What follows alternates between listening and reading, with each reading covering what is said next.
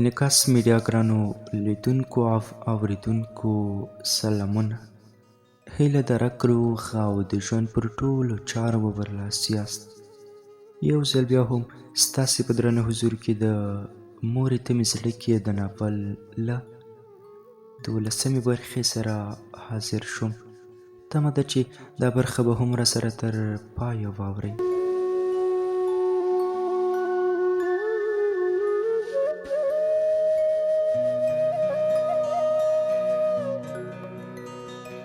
کاني مې ډېره زړه سواندې وه. دسترخوان یې خورې کړ، ټول سره ناست وو.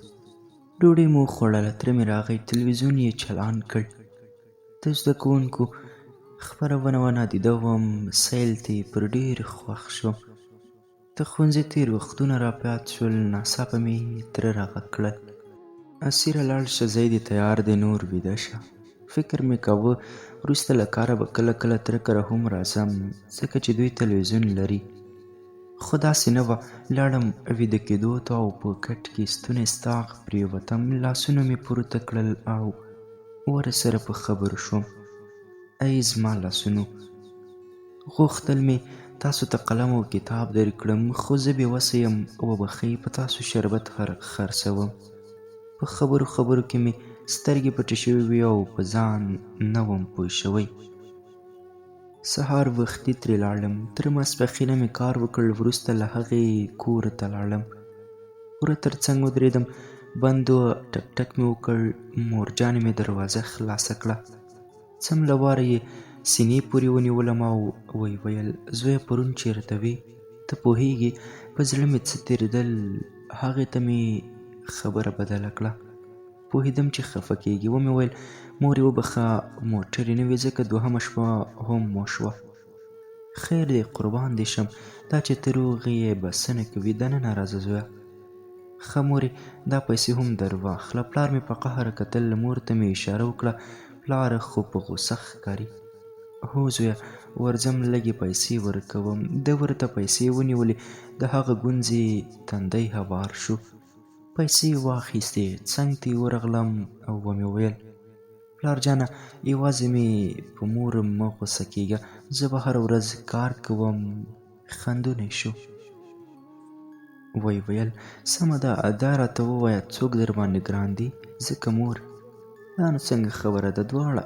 نه یو انتخاب کړه. په تکرار یې مجبور کړم. په خندا مې وویل: مور مې را باندې ګرانه ده، ځکه چې تا ډېره وهلې. ته هم را باندې ګران یې، خو مور مې مه وهه. بله ورځ چې کار ته لاړم، لمر ډېره تېز و. سمه خوله یې لګوله. هډوکي مې درد شروع کړ. شدید تبې ونیولم.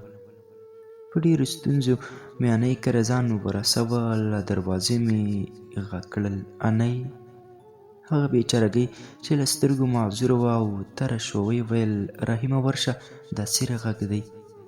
رحیم راغی او له لاسه یې ونیولم. دننه یې یوړم. انۍ مې خپل لاس زما په تندي کېښود. هله تبه یې ده، ژر یې غټې ویالې ته بوځه چې ولامبي.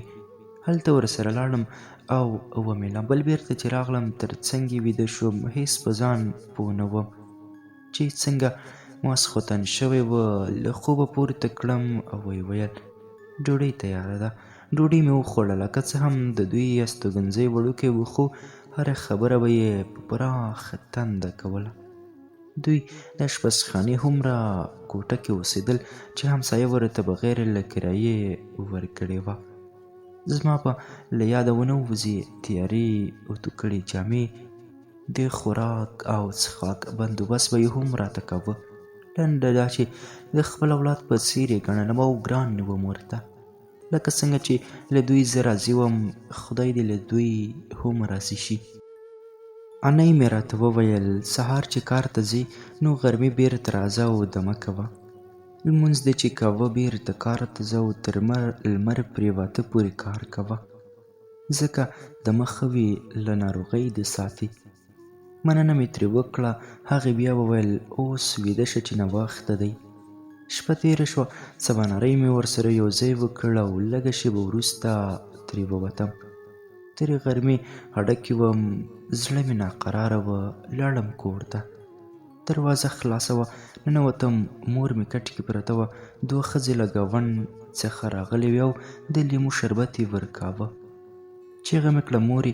یوې ښځې راته وویل زوی ارام شه. په ژړغوني غږ مې وویل سمه ده خو په مور مې څه شوي؟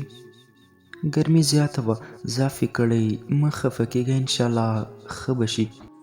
سترګې یې خلاصې کړې. مخ یې ماته کړ. سر یې وښوراوه او په ته غږ یې وویل راغلې زویه. نمجنې سترګې مې پاکې کړې او په خوشحالتیا مې وویل هو مورې ته ښه یې؟ هو زویه چې راغلې داسې احساس کوم لکه هېڅ چې نه یم ناروغه.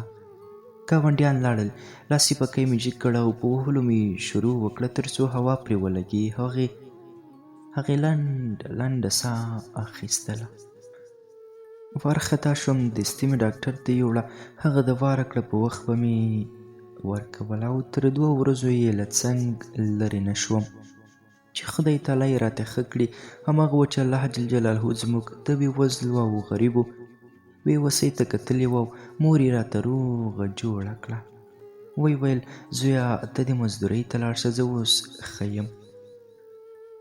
نه مورې ښه یم که نه؟ ښه سمه ده چې ښه زه به هم لاړ شم. خدای دې راته همداسې ښه لره. خو نن ځم چې د قلمونو کار شروع کړم. نور شربت نه خرڅوم ځکه لمر ډېر تیز وي. بیا مې ټول وجود درد کوي. زویه الله تعالی دې مل شه. هغه کار کوه چې ته پکې نه ځورېږې. خدای دې وکړي چې ښوونځي ته دې هم زمینه مساعده کړي. که ستا دعاګانې راسره وي هر څه به راباندې اسانه شي. زما دعا درسره ده. په مخه دې ښه شه.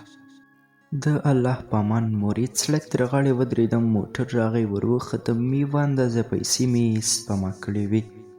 په هغې مې قلمونه واخیستل. لاړم. د رحیم په کراچۍ کې مې واچول او د ښوونځي مخې ته ودرېدم. د زده کوونکو سیل به مې کوه او قلمونه به مې هم خرڅول. تقریبا 3 میاشتې دوام درلود. خو د زده کوونکو په لیدو به ډېره خوابدی کېدم ځکه د پاکستان تېر وختونه به را یادېدل. یوه ورځ به اعلی لیسه کې غونډه وه. د وره تر څنګ یې ولاړ وم. د زده کوونکو سیل مې کوه. لوډ سپیکر ته مې غوږ و. د مکتب چپړاسي راغی. ویل له دې ځایه ځه. ومې ویل ولې؟ زه خو قلمونه خرڅوم. هغې ویل ولې خرڅوې؟ دننه کانتین د څه لپاره دی؟ غلی شوم. چوپه خوله مې کراچۍ مخه تاو کړه او د ښار خواته لاړم. هلته د ښاروالۍ کسانو ریړه راته چپه کړه. څه یې مات او څه یې رانه چوره کړل. خواشینی یې رحیم دوی کره لاړم. هغوی روغبړ وکړ. خوابدې انۍ سره کېناستم. ویل څه شوي زویه؟ ومې ویل انۍ عجیبه حالات دي. څوک مو مزدورۍ ته نه پرېږدي. د مکتب مخې ته یې چپړاسیان درولي او وایي چې کانتین د څه لپاره دی او په ښار کې ښاروالۍ تنګ کړی یم. ترور مې راغله. هغې چې قلمونه ولیدل ویل زویه دا ولې چټل شوي؟ ومې ویل د ښاروالۍ کسانو مې کراچۍ چپه کړې وه. خیر دی زویه مه خفه کېږه. د ښاروالۍ له لاسه همدا کراچۍ رحیم په کور کې درولې وه. انۍ مې وویل زویه سر دې سلامت وي. دا حالات په هره چا راځي. هو انۍ مګر قلمونو ته خفه نه یم. خفه په دې یم چې مکتب کې نه یم. اوه زوی جانه 5 وخته دعا درته کوم چې بیا مکتب کې ځان داخل کړي. مننه دی. زه اوس کور ته ځم. نه زویه غرمه تېره کړه بیا دې نه یې سره وم. د هغې مې ومنله. غرمه مې وکړه او ماسپښین کور ته لاړم. سهار خبر شوم چې انۍ مې په حق رسېدلې وه. له رحیم نه مې پوښتنه وکړه دا څنګه ناڅاپي وشول؟ هغه وویل ماسخوتن لمونځ یې کاوه. په سجده کې پرېوته خو بیا جګه نه شوه.